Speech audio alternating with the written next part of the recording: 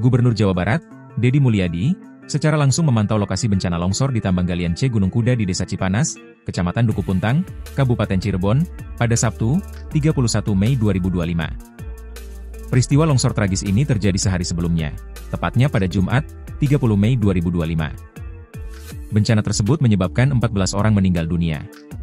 Sebanyak 7 orang lainnya mengalami luka-luka, dan 11 orang masih dinyatakan hilang.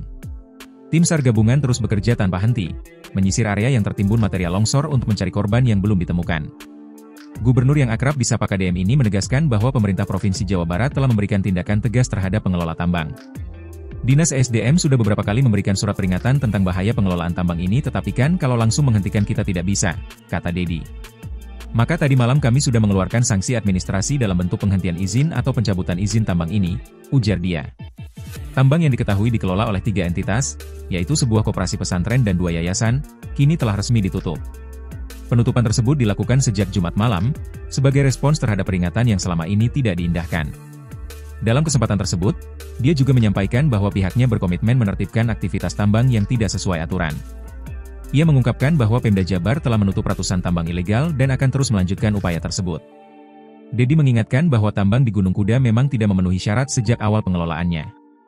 Ia bahkan mengaku sudah meninjau lokasi tersebut 3 tahun yang lalu dan mendesak agar tambang segera ditutup. Sebagai bentuk tanggung jawab sosial, pemerintah Provinsi Jawa Barat telah menyiapkan bantuan untuk keluarga korban. Selain itu, dia meminta pengelola tambang untuk turut serta memberikan bantuan sosial kepada para korban yang terdampak.